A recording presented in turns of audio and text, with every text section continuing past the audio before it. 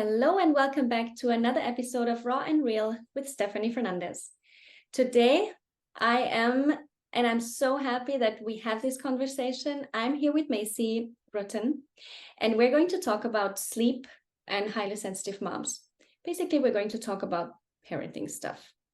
But I'm really excited to be talking about this because I feel there's really a gap in the conversation we need to have about sleep of older kids and how we as parents cope with it.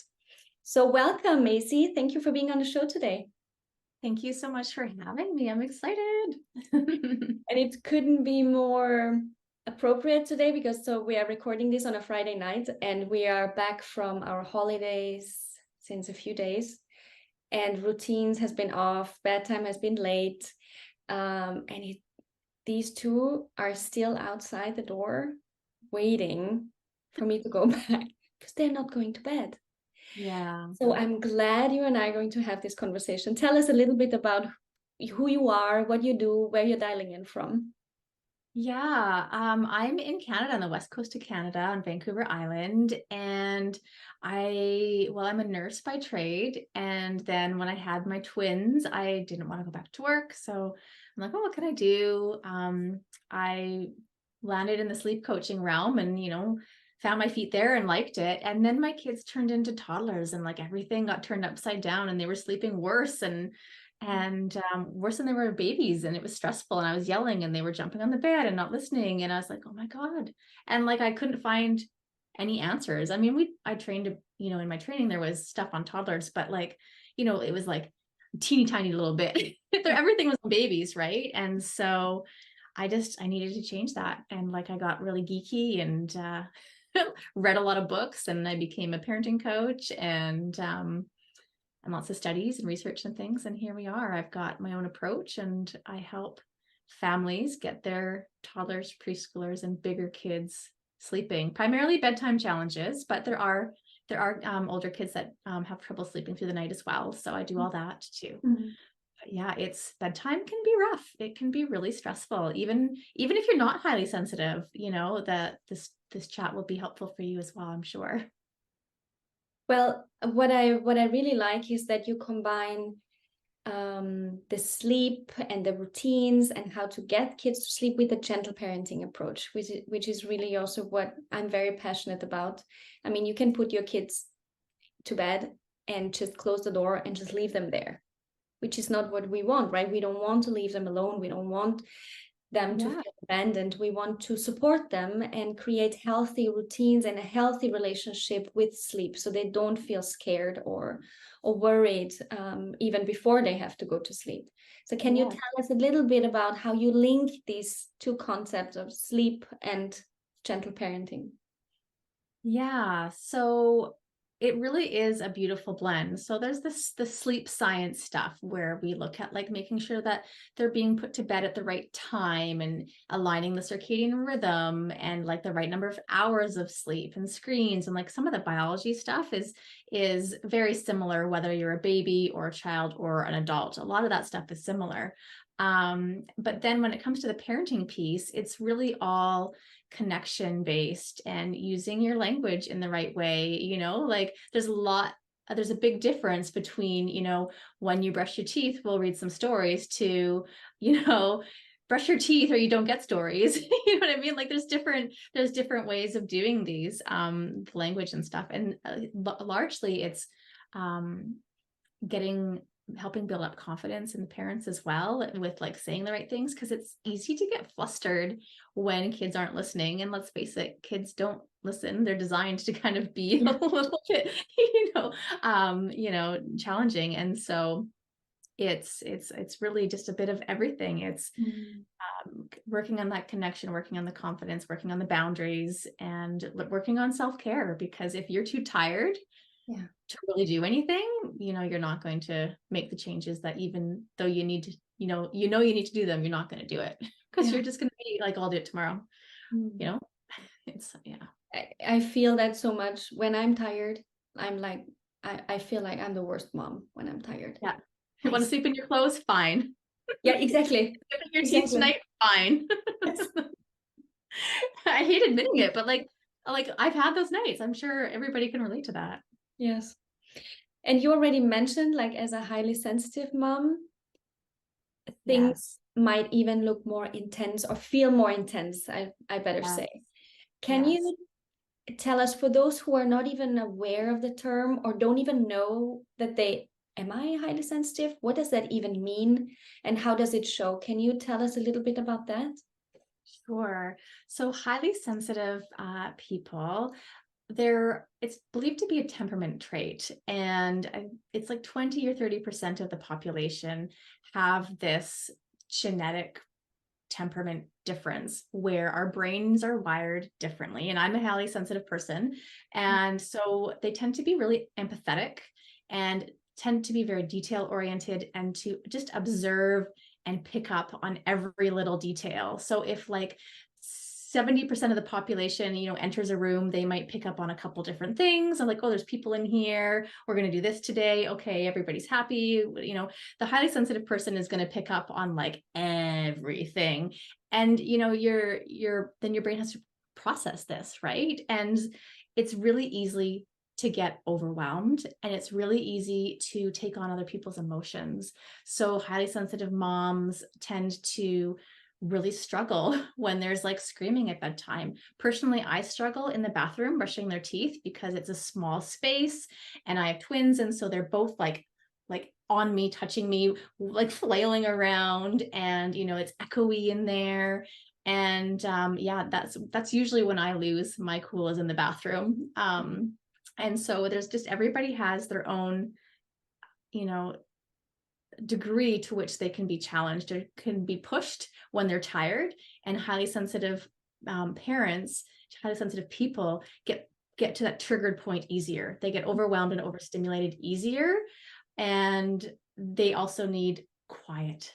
They Yeah. need, they're not always necessarily introverted. There can be extroverted highly sensitive people, but they need stillness and quiet and calm to kind of like just like get rid of all the stimulation, right? And so not having breaks at bedtime, not Mm. having that downtime at the end of the day is really, really challenging. You're just like, go to sleep. I need quiet. And so sometimes they, you rush things, right? Like, just go to sleep, you go to sleep. And that just makes things worse. And you feed off of each other. If you're anxious and restless, you can't get your child to settle down. And Mm. I kind of got on a tangent there, but yeah, it's challenging. It Yeah. adds a degree of challenge to the bedtime situation. And I would say that of the clients I work with, almost all of them, either the parent is highly sensitive or the child.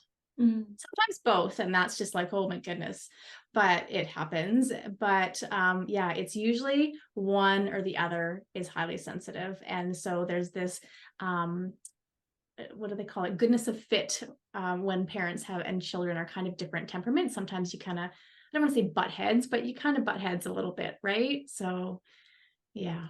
Yeah. Sounds like my 6-year-old and me. Really. I know. Me too. My 6-year-old yesterday, oh, Lolly. And it sounds like, as a highly sensitive person, one feels and everything in a much more heightened state. And Yes. the example you gave about the bathroom, where it's echoey and kids are all over you and you're feeling like touched out and you feel like, just get Yeah. me out of here. What do Yeah. you do in such a situation? Breathe. Yeah. Breathe. Well, fortunately, a good thing about being highly sensitive is, once you're aware that you are this trait, the ability to be very conscious of your bodily states and things is a little bit easier because you are so attuned to the environment, and you can be very attuned to your kids as well. And so that is like the superpower, I guess, that we have. And so you can kind of pick up on, you know, where to kind of give and take a little bit. And so, like, I say the big tool or strategy that I say to use, and for any parent really, is to do a bedtime check-in. And so before bedtime even happens, set yourself an alarm or something, or make a mental note to do something before you say it's time for bed, before you say pajama time, any of that kind of stuff. Like, check in with yourself. How are you doing? Like, do I need to go and flip the laundry over, or, you know, fill the bathtub, or get water bottles ready? Like, what do I need to do to kind of like calm down the mental to-do list in my brain? What do I need to do so that my body is in like the green zone, if we talk about the zones of regulation? And just make sure that you're calm before you start bedtime, that you're not feeling rushed, that there's nothing that is like distracting you or distracting your mind. And it's that prevention piece is really key, because in those moments it's just like anybody else that's struggling and is becoming dysregulated. You know, you have to hit that pause button and breathe and remove yourself from the situation potentially, and calm down and take a break and come at it again. Right. So, yeah. Yeah, I can just, if I just imagine going into bedtime already in my yellow or red zone, the kids are not even coming upstairs from the living room. They already feel my energy. And like, Oh, nope, yeah. I'm not doing bath with you today. Nope, I'm not coming for story time. Nope. Like they're flat out defiant, because Yes. I'm already like exhausted before we even start. I am dysregulated. So the Yes. breathing and the checking in, I really like that. Really looking at where am I and what do I need in order to, calm down. And sometimes it doesn't even take long. Just to be aware, take a few breaths and do some things without the kids around already Yeah. helps. Yeah. Sometimes it only takes a quick minute to kind of like reframe your brain and take a couple deep breaths, and you can move yourself, calm yourself down. Other times, not so much, but that might be we're skipping bath tonight. We're gonna have a dance party instead, because I need to like get my crankies out, or something. So it's, the consistency piece that you hear so much of, that everything needs to be exactly the same every single night.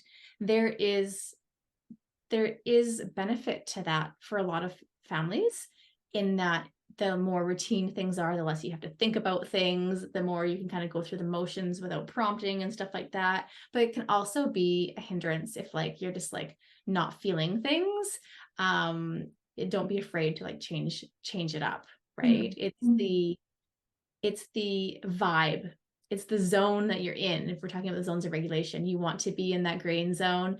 They want to feel warm and connected and loving with you. That's the important piece that you want to be entering into the bedroom with.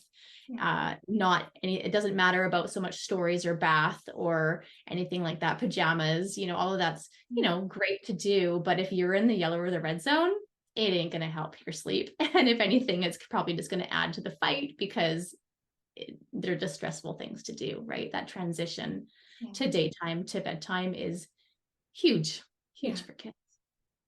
What I hear is, it's not so much what you do, is who you are when you do it.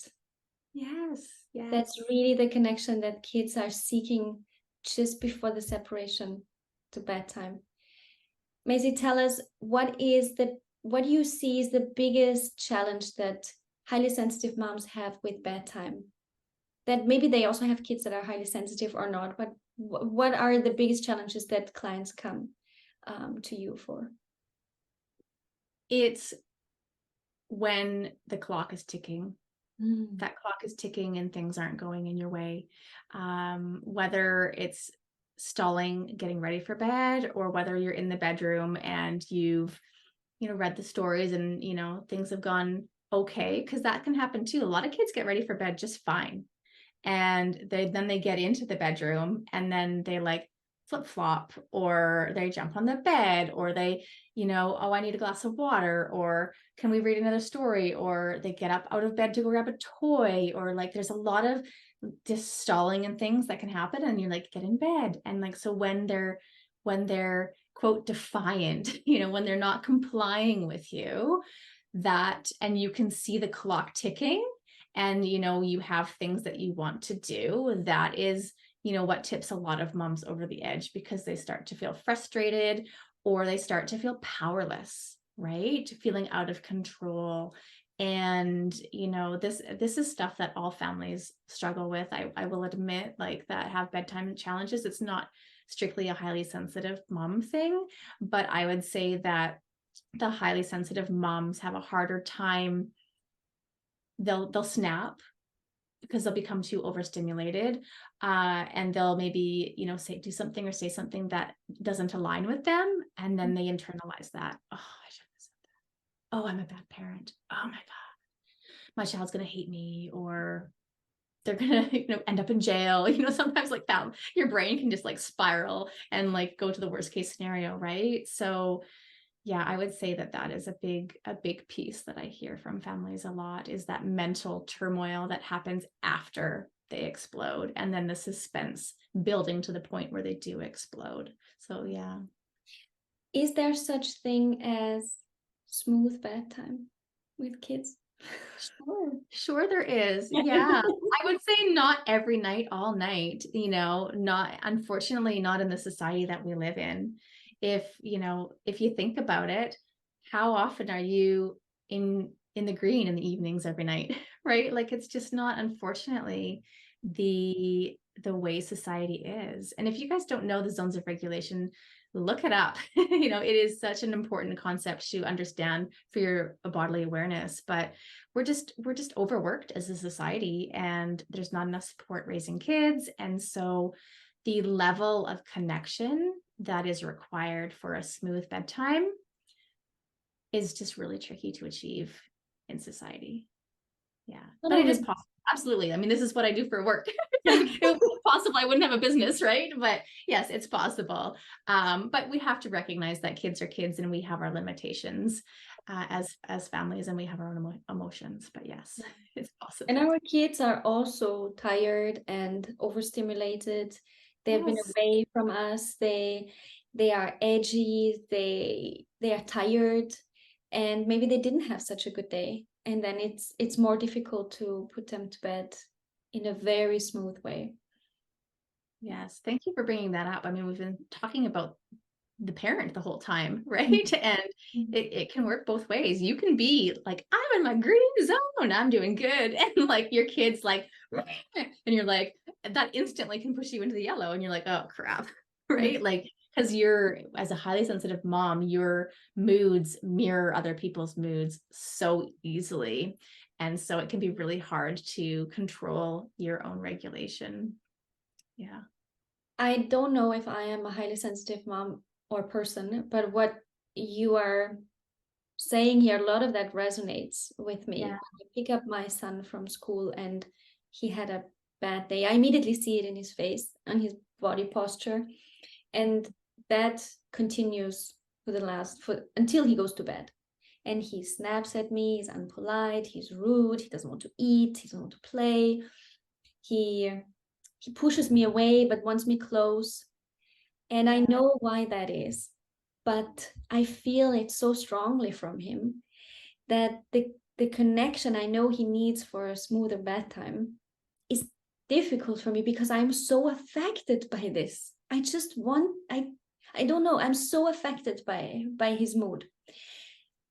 I don't know if you have any suggestions or tips how to, it's also part of self-care. It's also part of protecting my own energy. And I'm sure that a lot of moms who listen to this can relate that we need to take care of ourselves so that we can take care of our kids. But how do we do that? Do you have some self-care tips or some suggestions how we can shield our energy better so that we are well?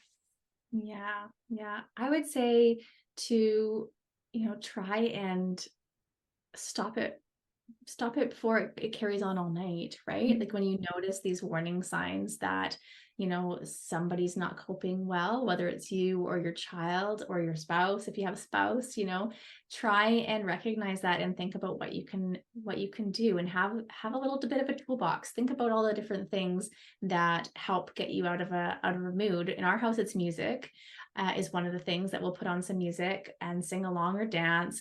But there's other things like going outside for fresh air, going for a walk. We will like make a random excuse to go out to the store to run an errand or something, just like change of scenery. There's all kinds of things that you can do. And in particular with the transition from, school to home, or daycare to home, or some sort of transition like that, you can make a point to try and do something connecting, have some sort of ritual or something to before you even like get in the car, get into the home to try and reconnect. You have maybe you go for a walk around the block when you pick them up, or give them a snack in the car. A lot of kids, they need that snack. Sing in the car, there's so many things, but what it comes down to really is connection. Connection is the magic wand for everything here.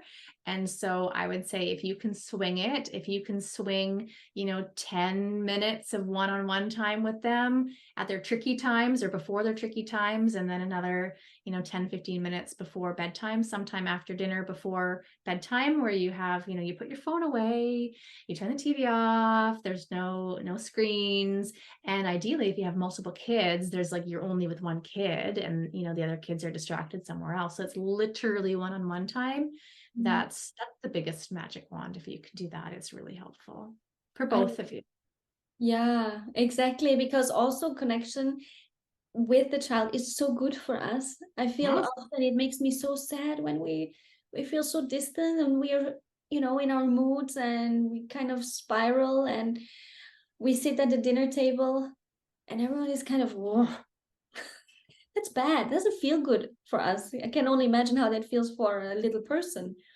So yeah, thank you. That's really helpful. It doesn't feel good, but the connection, when you're connected, they're more likely to listen, and you're more likely to be empathetic and tolerant of challenges when you're connected. So it works both ways. It improves everything, really. Yeah. It's hard though, if only we had time to spend more time with our kids. What is the number one thing you see that is challenging when it comes to sleep, not only bedtime, but really sleeping? Because we talked about the resourcing and how well we feel when we get a good night of sleep, and how much better of a mom we can be, and how much better we can show up for our kids if we slept. If they sleep, we sleep. Mm-hmm. But sometimes they don't, no matter how old they get, like they're 2, 3, 4, 5, 6, 7, and they don't sleep. Why is that? What's your observation? My observation for why kids don't sleep? I'm sorry, I'm not sure what Yeah. you're asking. Yeah. Yeah. There's so many things that can interrupt a child from sleeping. There's connection. It depends, is it waking up at night? Is it waking up early in the morning? Are they struggling to nap? Are they having a hard time at bedtime? Like there's so many different ways that kids can have sleep challenges, right? And I would say the most common things are anxiety / dysregulation, like where your body is just not grounded, a lack of connection. I've seen kids literally start waking up in the middle of the night because they're not seeing their parents enough. Their parents have a holiday or time off work, or intentionally add in some connection, and their child starts sleeping through. Like it can make that big of a difference. So connection, dysregulation, health issues, different breathing issues, low iron. What else? Boundaries is a big one as well. Yes, when we don't have strong enough boundaries, sometimes kids sleep worse. It's one of these things where our boundaries are what help them, to remind them that they are safe and secure, and that all is well in the world, right? If we don't have boundaries, then they kind of don't really have their answers of what to do and where to go. And so we need to remind them of that. And a lot of parents struggle with boundaries, especially highly sensitive moms and dads, because they are so empathetic that they can, and so attuned to their child that they're afraid, right? Like, what if he needs me? What if he needs this? What if they need this? Am I doing the right thing? Right. And so, yeah, there's no one thing. There's never one thing. I call it a puzzle, when I'm working with somebody to help them solve their sleep struggles. It's never one thing. And that's what parents try, right? Like they buy the melatonin, or they buy the white noise machine or the curtains, and they're adding like one piece to the puzzle. But if it works, it's usually short term because they don't have the rest of the puzzle pieces to put it all together. Yeah, that's the reason why I'm asking you, what are the biggest challenges or the biggest reasons why kids cannot sleep. And it's never just one thing, and you go to Google and it spits you out like a list of things, and you don't even know where to start unless you have someone like you who can see the big picture, taking a step back, is not in the chaos, is not emotionally involved. And you can also, because you're trained, you can assess the situation so much better than Google can. Oh my God, stay off of Google. Don't Yeah, go on Google. just Not for sleep. no, because you get so worried and you get so confused and you're trying so many things. And we know that in order to see results, we also need to stay consistent, and we need to continue doing things, and not just, like when you're doing a diet, you are not getting off the diet after 3 days and start something else because you didn't see results. So I'm really, really glad that there are people like you who help parents in the jungle of information that is out there to get a sort of a plan and to make sense of what's going on at home, and that it's not their fault. Yeah. There is a solution. I really, really like what you do. Thank you so much. Yeah. Warm fuzzies over here. Tell us, how can people find you? Do you have an offer, or how do you work? Do you work one-on-one or in group? Tell us a little bit about how you work and where they can find you. Yeah, I do individual, so private coaching, and I also have a group program that is really a high touch kind of journey. It's a transformation. I call it a parenting to sleep program because it is really everything we've just talked about and more. And so it's not just like the sleep pieces, but it's the boundary pieces, and it's the how do you make changes gently, like in line with gentle conscious attachment parenting, whatever you want to call it. So it's all of the pieces. So I have that program, and then I also just do one-off calls where if somebody has a question and they just want to run something by me, they don't have to like enter a giant, coaching relationship with me. So there's lots of different options. And the easiest place to find me would be on Instagram. I'm most active on Instagram, and that's at Maisie.Ruttan. And I've got all kinds of goodies on there, lots of free resources and mini trainings on my Instagram. I've got, I don't know, 5 or 6 10, 20-minute long mini trainings on Instagram in my highlights. So definitely start there. And I love that. I will put your links in the show notes of this episode. And guys, if you struggle, don't struggle alone. Like, get help, reach out to Maisie. And I really hope that this episode today gave you hope. There's light, at the end of the tunnel. It might not change everything upside down, but the most important is, and what I can hear what you do, Maisie, is to give the parent the tools, strengthen their resources, strengthen their confidence, and give them really the tools according to the child's need and the family needs, which is so holistic and comprehensive. I absolutely love that. I wish when my kids had trouble sleeping, I wish I knew someone like you. Spread the word. No, but really, because I hear this all the time. I hear this all the time that there's just nobody supporting kids with sleep. There's tons of sleep consultants. They are just like, they're bursting at the seams. There's just a growing industry, but most of them only support kids up to like 18 months, maybe 24 months. And maybe they've worked with toddlers, but like they get like a few toddlers a year kind of thing. So it is an underserved age group for sure. Yeah, it is. And what that means also for the parent is that if they cannot find the support they need, they feel there's something wrong with them. Am I the only one who is struggling with that? You are absolutely not. Exactly, no. exactly. And I really hope that by having you on today and spreading the word about, what is actually happening out there, you lose a bit we all built this wall of how we want to be perceived, by others. Our family is perfect. No family is perfect. No bedtime is perfect. but it can get easier if you have the right tools and the right support on your side. So thank you so much, Maisie, for being on today.